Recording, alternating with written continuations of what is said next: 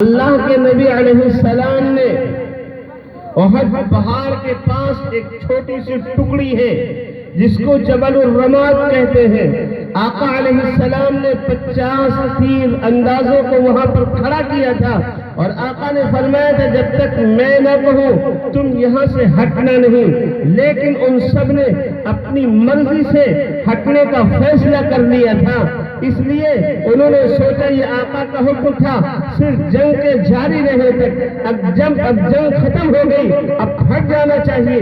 اللہ کے نبی علیہ السلام کا یہ حکم ظاہری طور پر ٹوٹا تھا، اللہ کی مدد اس طرح اٹھی، اس طرح اللہ کی نصرت ختم ہوئی کہ 70 کے 70 مسلمان صحابہ کرام اس میں شہید ہو گئے، جن میں اللہ کے نبی علیہ السلام کے حقیقی اور بڑے چہیتے چچا حضرت حمزہ رضی اللہ تعالیٰ عنہ بھی شہید ہو گئے۔ تو اللہ کی مدد اور نصرت کس بات پر ہے؟ پیغمبر کی ہدایات پر ہے۔ بات آئی سمجھ میں کچھ؟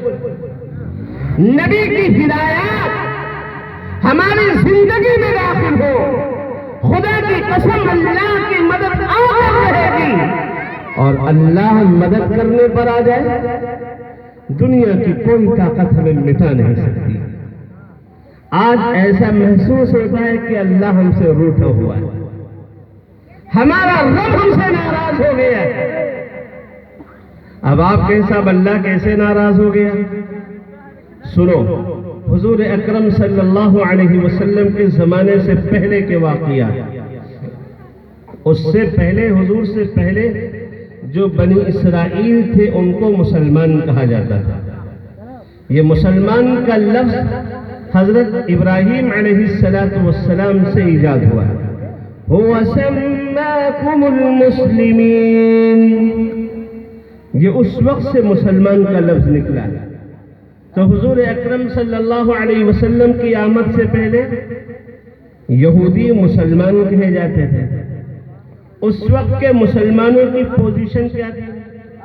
اللہ تعالیٰ نے قرآن میں بیان کیا ہے تفصیل کے ساتھ میں، کئی جگہوں پر کئی مقامات پر تفصیلی ذکر ہے، بس میں اشارتاً کچھ باتیں عرض کر رہا ہوں۔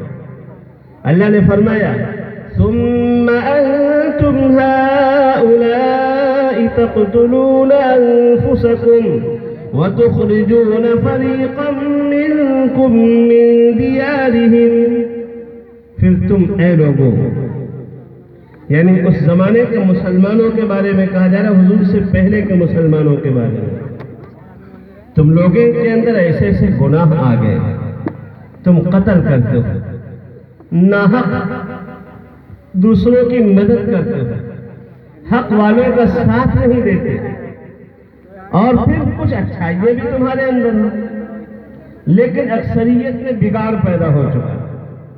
اچھائیاں کیسی؟ اچھے لوگ بھی ہیں، فرمایا لیسوا سواء، سب برابر نہیں، سارے لوگ برے نہیں ہو گئے۔ من اہل الکتاب امۃ قائمۃ یتلون آیات اللہ آناء اللیل، کچھ اہل کتاب ایسے بھی ہیں جو رات بھر اللہ کی آیتوں کو پڑھتے ہیں، سجدے کی حالت میں رہتے ہیں، نمازوں میں پڑے رہتے ہیں۔ کچھ اچھے لوگ بھی ہیں لیکن اکثر لوگ برے ہیں۔ اب حدیث پاک میں ہے، بخاری کی روایت ہے، نبی کریم علیہ السلام فرماتے ہیں کہ اللہ نے پوری دنیا پر نظر دوڑائی، دنیا والوں کے حالات کو دیکھا، دنیا والوں کے اعمال اللہ تک پہنچتے ہیں، اللہ نے ان کو دیکھا تو اللہ سب سے ناراض ہو گئے۔ کیوں ناراض ہو گئے؟ کہ سب برے ہو گئے تھے؟ نہیں، بروں کی اکثریت تھی لیکن اچھے بھی تھے، اس کے باوجود اللہ سب سے ناراض ہو گیا۔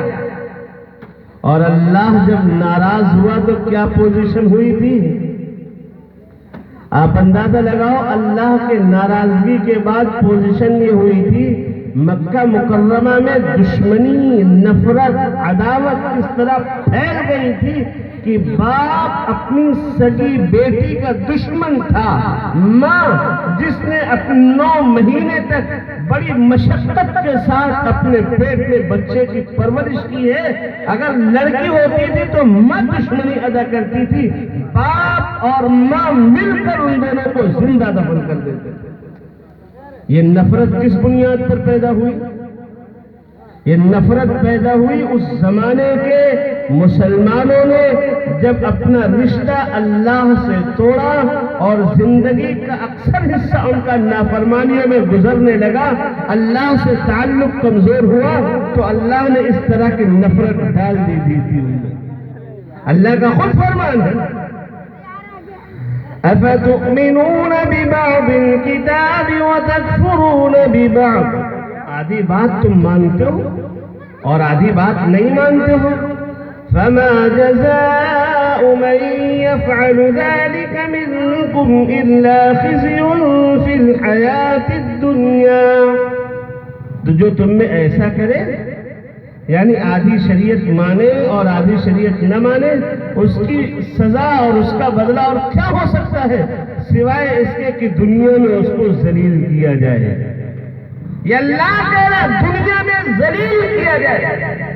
مسلمانوں، قرآن کی آیات کو دیکھو، احادیث کو دیکھو اور اپنی زندگی پر ذرا غور کرو۔ آج مسلمانوں کی اکثریت بدعقیدگی میں مبتلا ہے، آج مسلمانوں کی اکثریت جھوٹ میں مبتلا ہے، خیانت میں مبتلا ہے، بدکاری میں مبتلا ہے، رشوت خوری میں مبتلا ہے، سود میں مبتلا ہے، اللہ کی نافرمانیوں میں مسلمانوں کی اکثریت میں مبتلا ہے۔ نبی کی تعلیمات کا جنازہ ان کے گھروں سے اٹھ چکا ہے، پیارے آقا صلی اللہ علیہ وسلم کی ہدایات ان کی زندگیوں سے نکل چکی ہے، اللہ کی تعلیم، کتاب و سنت کی ہدایت ان کی زندگیوں سے نکل چکی ہے۔ بتاؤ اللہ کی مدد کیسے آ جائے؟ آج ضرورت ہے صرف اللہ کی مدد کی، اللہ کی نصرت۔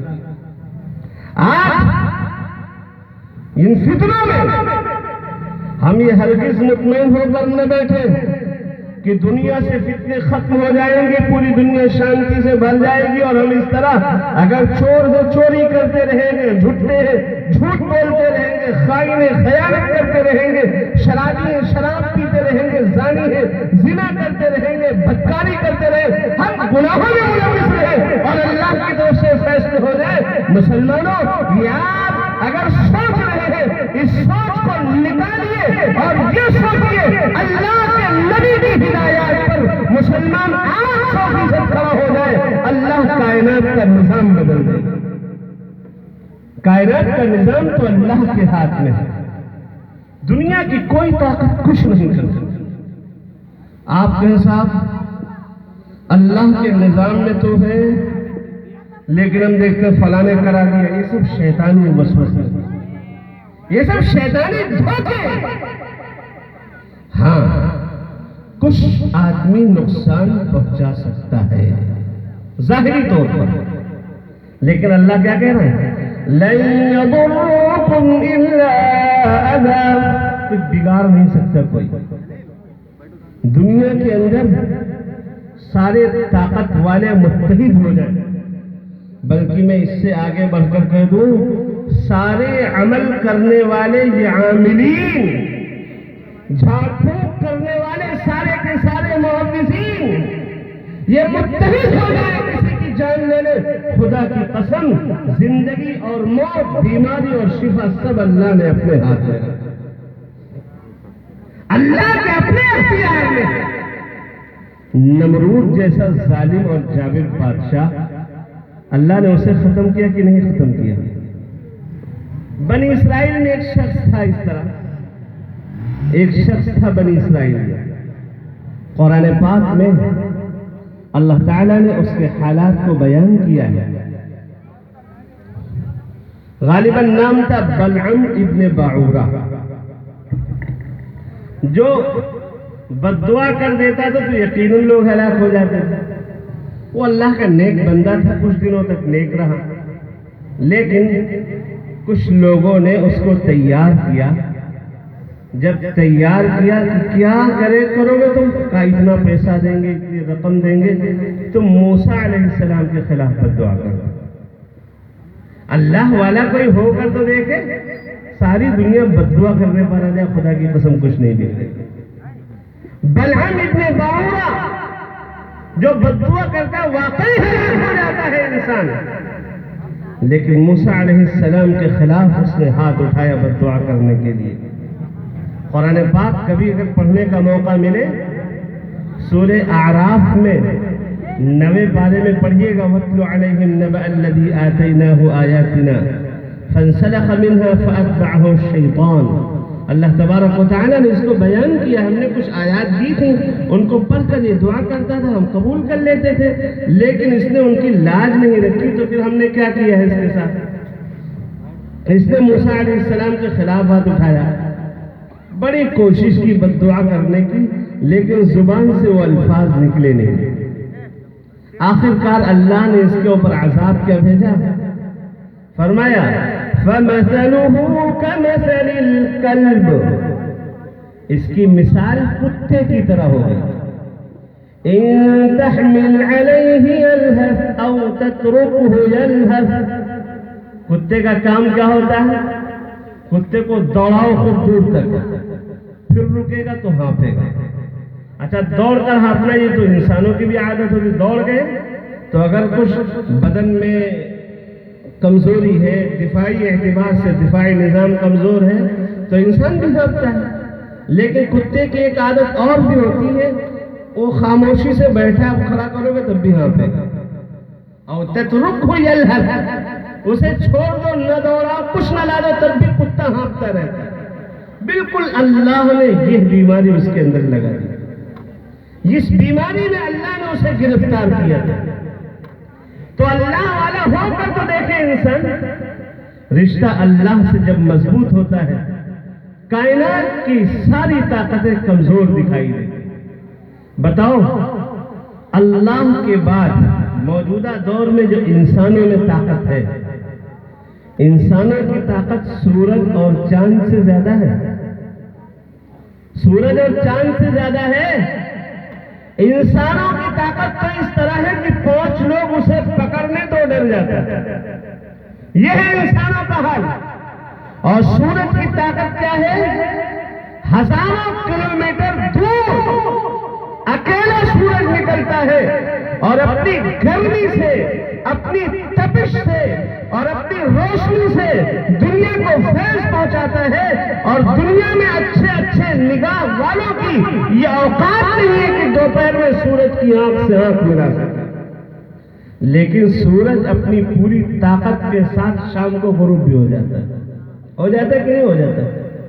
اللہ نے یہ سبق بتلایا ہے، یہ عقیدہ دیا ہے اس سے کہ مسلمانوں سورج سے زیادہ طاقت والا انسان نہیں ہے. جب سورج ایک وقت غروب ہو جاتا ہے تو بڑی سے بڑی طاقتیں پیدا ہو، وہ سب ختم ہو جائیں گی. نمرود ختم ہوا، شداد ختم ہوا، فرعون ختم ہوا، حامان ختم ہوا، ابی بن خلف ختم ہوا، بخت نصر ختم ہوا. بڑے طاقت والے، حکومت والے، اقتدار والے، مال و دولت والے، ظالم جابر سب ختم ہو گئے. باقی رہنے والی ذات صرف اللہ وحدہ لا شریک لہ کی. اس لیے آج ضرورت ہے کہ ہمارا رشتہ اپنے رب سے مضبوط ہو جائے، ورنہ حالات تو بگڑنے کے اور دکھ رہے آثار نظر آ رہے ہیں. اور یہ آثار کہاں سے دکھ رہے ہیں؟ اللہ کے نبی صلی اللہ علیہ وسلم نے فرمایا، حضور کی بات جھوٹی نہیں، نعوذ باللہ، یہ ایمان ہے ہمارا عقیدہ ہے. ساری کائنات جھوٹ بول سکتی ہے لیکن اللہ کا نبی کبھی جھوٹ نہیں بول سکتا. پیغمبر کبھی بھی جھوٹ نہیں بول سکتا.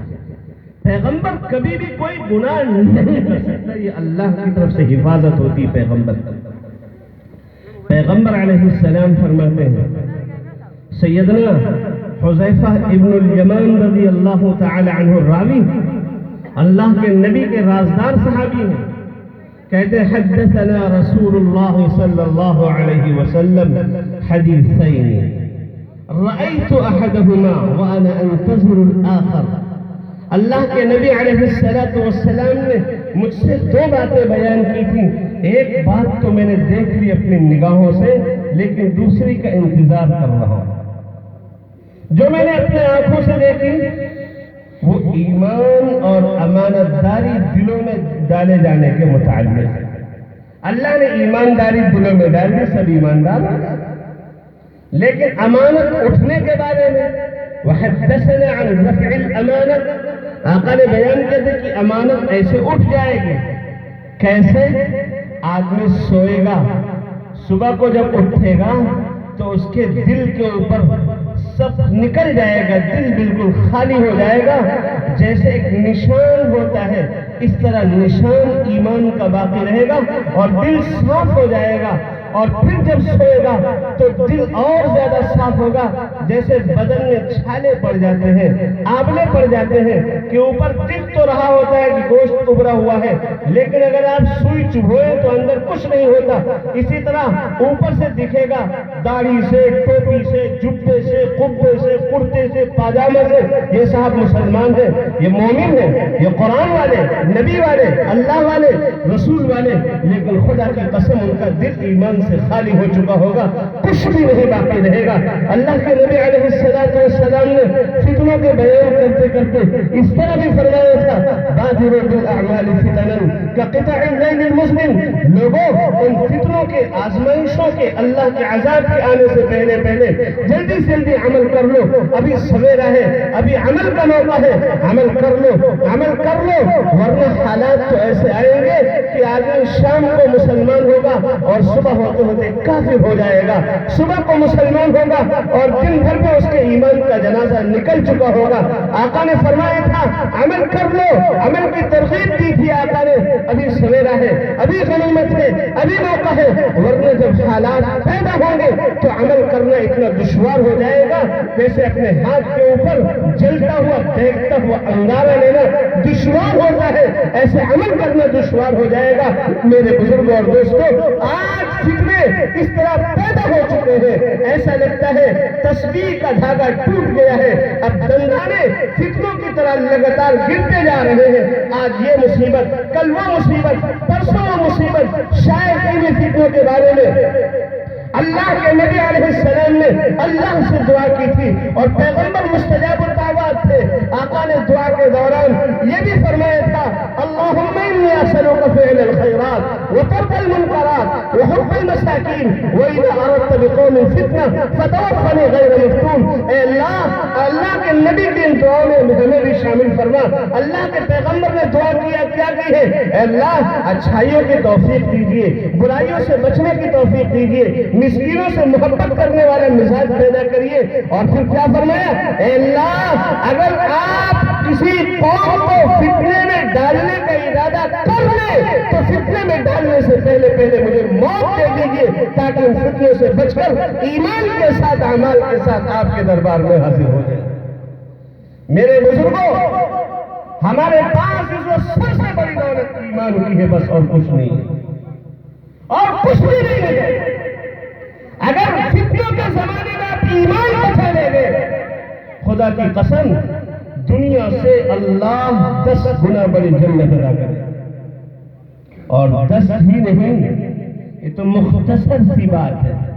اللہ قرآن میں کیا کہہ رہا ہے، وَسَارِعُوا إِلَى مَغْفِرَةٍ مِّن رَّبِّكُمْ وَجَنَّةٍ عَرْضُهَا السَّمَاوَاتُ وَالْأَرْضُ. ساتوں آسمانوں کو اور ساتوں زمینوں کو بچھا دیا جائے. جنت میں ایک جنتی کو جو پلاٹ ملے گا، ایک جنتی کو جو جنت میں رہنے کا گھر ملے گا، ساتوں آسمانوں ساتوں زمینوں کو بچھا دے تو اتنی چوڑائی ہوگی اس کی جنت. اب بتاؤ لمبائی کا کیا حال ہوگا. تو اگر ہم اپنا ایمان بچا کر لے کر اللہ کے دربار میں چلے گئے تو سب کچھ مل گیا. اور ایمان ہمارا یہیں چلا گیا، ہم مال لے کر گئے اللہ کے پاس. بتاؤ مال کام آئے گا؟ مال کام آئے گا؟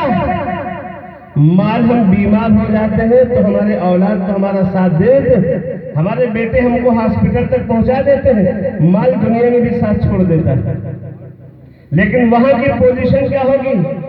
یوم یفر المرء من اخیہ، بھائی بھی کام نہیں آئے گا، وامہ وابیہ، ماں بھی کام نہیں آئے گی، باپ بھی بھاگ جائے گا، وصاحبتہ وبنیہ، بیوی بھی ساتھ چھوڑ دے گی، بیٹے بھی سب کنارے ہو جائیں گے، لِكُلِّ امْرِئٍ مِّنْهُمْ يَوْمَئِذٍ شَأْنٌ يُغْنِيهِ، کوئی کام نہیں آئے گا، کسی کے کوئی کام نہیں آئے گا، وہاں کام آنے والی چیز تو ہمارے اپنے اعمال ہیں۔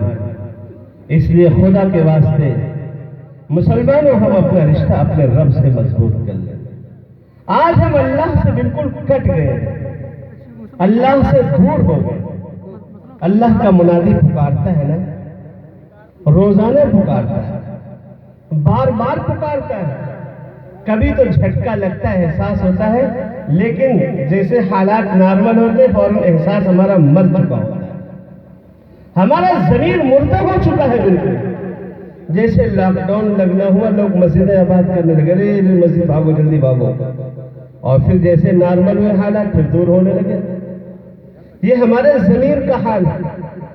اللہ پکارتا ہے، اللہ اکبر اللہ اکبر، اللہ سب سے بڑا، اللہ سے بڑا کوئی نہیں۔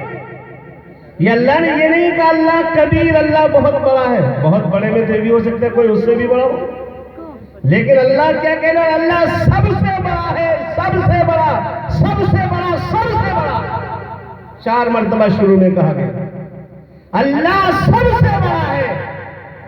پوری اذان میں 6 مرتبہ، ایک بار 6 مرتبہ دن میں، اور 5 بار اعلان ہو رہا، 30 مرتبہ اللہ اعلان کروا رہے لوگوں اللہ سب سے بڑا ہے۔ کہاں تم کس کے چکر میں پھنسے ہو؟ چھوڑو اپنے گھر والوں کو، چھوڑو اپنی جائیدادوں کو، چھوڑو اپنے کاروبار کو، آگے اللہ سب سے بڑا ہے۔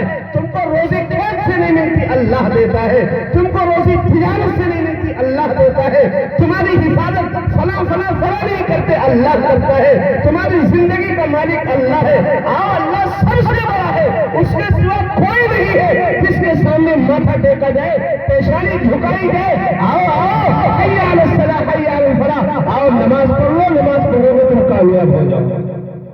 یہ اللہ اعلان کروا رہا ہے، منادی اعلان کرتا ہے، لیکن ہم جاتے ہیں مسجد، ہمارا کیسا کمزور رشتہ ہو گیا مسجد سے، اور ہم کہتے ہیں صاحب مدد نہیں آ رہی اللہ کی۔ اللہ کی مدد کہاں سے آ جائے؟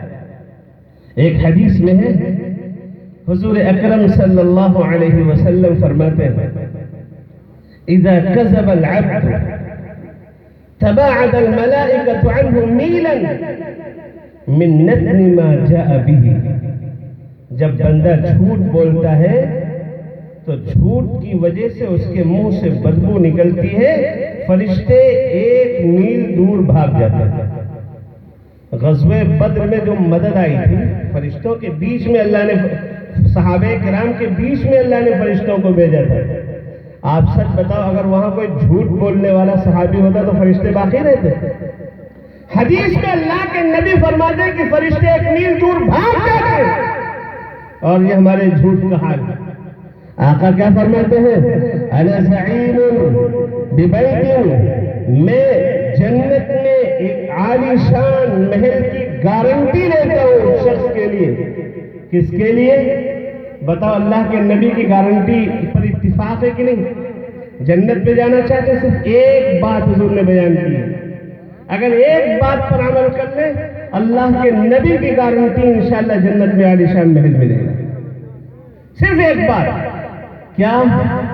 لمن ترک الکذب وان کان مازحا، جو آدمی جھوٹ چھوڑ دے ہنسانے کے لیے بھی، اگرچہ مذاق کر رہا ہوں، مذاق میں بھی جھوٹ نہ بولے۔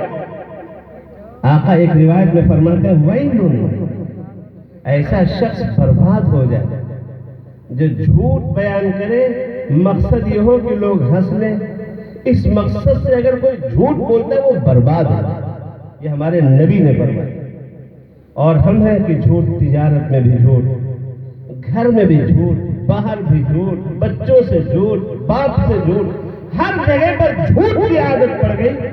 جب جھوٹ اتنا عام ہو گیا کیسے اللہ کی مدد کی امیدوار ہو؟ ایک روایت میں آقا سے پوچھا گیا، یا رسول اللہ کیا ایمان والا چوری کر سکتا ہے؟ ہاں ہاں چوری کر سکتا ہے، بھائی انسان ہے، گناہ ہو سکتا ہے، زنا بھی کر سکتا ہے، بدکاری بھی کر سکتا ہے، شراب بھی پی سکتا ہے، بتاؤ جھوٹ؟ نہ ایمان والا جھوٹ بول دے تو بچے گا کیا اس کے پاس؟ بھائی جھوٹ بول دے کیا بچے گا؟ فرشتے بھاگ جائیں گے اس کے پاس سے، اللہ کی مدد اٹھ جائے گی اس کے پاس سے۔ اللہ کہہ رہا ہے وَكَانَ حَقًّا عَلَيْنَا نَصْرُ الْمُؤْمِنِينَ، ہم نے اپنے اوپر لازم کر رکھا ہے کہ ایمان والوں کی مدد کریں گے۔ اللہ فرشتوں کو بھیج کر ایمان والے کی حفاظت کرتا ہے، لیکن ایمان والا جھوٹ بول کر اللہ کے محافظ دستے کو اپنے پاس سے بھگا دیتا ہے کہ چلو ہٹو فرشتوں، تمہاری مدد کی ہمیں کوئی ضرورت نہیں۔ نتیجہ یہ ہوتا ہے کہ دنیا میں وہ ذلیل ہوتا جا رہا ہے۔ اس لیے جھوٹ سے توبہ کر لیں۔ اب تک جتنا جھوٹ بولا ہے آج سچے دل سے توبہ کر لے، اللہ آج معاف کر دے، آج کے بعد سے جھوٹ نہیں بولیں گے۔ اللہ نے کتنی پیاری بات کی ہے، اللہ نے بیان کیا۔ قرآن کی چھوٹی سی آیت میں نے پڑھی تھی، ایک چھوٹا سا حدیث کا ٹکڑا، کیا فرمایا اللہ نے؟ إِنَّا لَنَنصُرُ رُسُلَنَا وَالَّذِينَ آمَنُوا فِي الْحَيَاةِ الدُّنْيَا وَيَوْمَ يَقُومُ الْأَشْهَادُ۔ بے شک ہم نے اپنے اوپر لازم کر رکھا ہے، إِنَّا لَنَنصُرُ، یہاں پر تاکید در تاکید اللہ نے استعمال کیا ہے، بے شک ہم ضرور مدد کریں گے اپنے رسولوں کی اور رسولوں پر ایمان لانے والے بندوں کی، دنیاوی زندگانی میں بھی اور قیامت کے دن۔ یہ اللہ کہہ رہا ہے۔ اور حدیث ہم نے پڑھی تھی، اللہ کے نبی فرماتے ہیں احفظ اللہ یحفظ کا، مسلمانوں تم اللہ کے پیغام کی حفاظت کر لو، اللہ کے دین کی حفاظت کر لو، اللہ تمہاری حفاظت کرے گا۔